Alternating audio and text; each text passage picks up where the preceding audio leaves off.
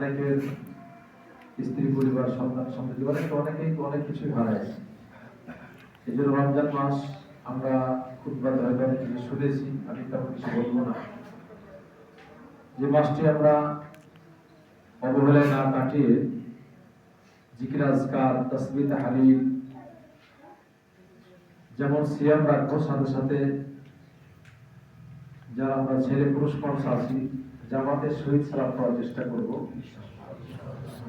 আর মা বোন যারা আছেন, মা বোনদের বাড়িতে সালাত পড়াই উত্তম। যা আল্লাহ রাসূল সাল্লাল্লাহু আলাইহি ওয়াসাল্লাম বলছেন, কেউ যদি আসতে চায় মসজিদে আসতে পারে, তো তিনারা যদি বাড়িতে ঠিক সময় সালাত আদায় করেন তাহলে ইনশাআল্লাহ তারা ওই জামাতের দিকে পেয়ে যাবে।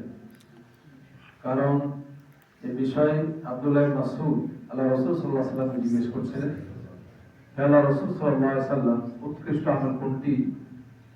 তিনি বললেন যে as-salatu li-waqtiha, সময় মতো সালাত আদায় করা।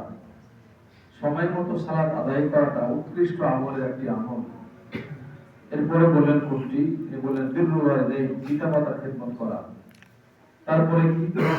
তিনি বললেন আল্লাহর রাস্তায় জিহাদ করা। আমরা অস্ত্র শস্ত্রের মাধ্যমে জিহাদ করব কি?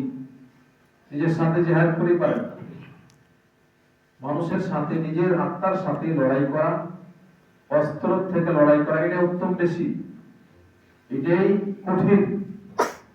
আজ আর হচ্ছে মসজিদে আপনি ওই গল্প করছেন দোকানে বসে বসে, মসজিদে আসার আপনার কোনো, অনেকে দেখবেন এই যে ছোট দিন সাথে সাথে শীত মৌসুম, অত গরমও নেই তো ঠান্ডাও না, এই দিনগুলাতে এমনিতেই দেখতে দেখতে দিন চলে যাচ্ছে। অনেকে দেখবেন সিয়াম রাখবে না তারা, এটাই বাস্তব। এই জন্য আমরা যারা এসেছি মসজিদে, আরো যাদেরকে দেখবেন তাদের দাওয়াত দিবেন যে রমজান মাস এটা হলো নিজের কাজ।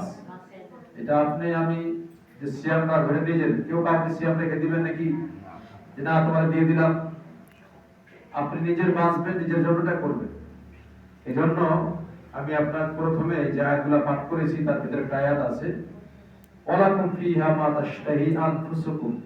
আল্লাহ তাআলা বলছেন যে কিয়ামতের দিন মুমিন ব্যক্তি এরা আল্লাহর সাথে সাক্ষাৎ লাভ করবে। সাক্ষাৎ লাভ করবেন না? আশা করছেন না? ইনশাআল্লাহ। তাহলে মুমিন যারা জান্নাতে যাবে এরা আল্লাহর সাক্ষাৎ লাভ করবে। আল্লাহ এই মুমিন ব্যক্তিদের সাথে কথা বলবেন। আর এজন্য আল্লাহ বলছেন ওয়ালাকুম ফিহা মা তাশতাহি, জান্নাতে তোমরা যখন যাবে তোমাদের ইচ্ছা মতো যা চাইবে তোমরা। এখন জান্নাতে আছেন, মন চাচ্ছে যে একটা পাক করে যাচ্ছে, আপনি ভুনা করে খাবেন, অটোমেটিক আপনার সাথে সামনে ভুনা হয়ে চলে আসবে।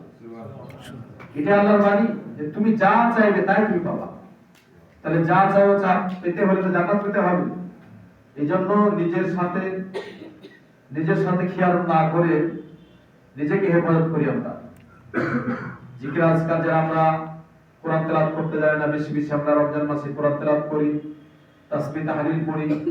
সিয়াম মানে যে অন্যায় কাজ থেকে বিরত থাকা, আমরা মানুষের গীবত করব না, হিংসা বিদ্বেষ ত্যাগ করব, গালিগালাজ করব না, মানুষের ক্ষতি করতে যাব না, যতটুকু পারবো ভালো কাজ করার চেষ্টা করব।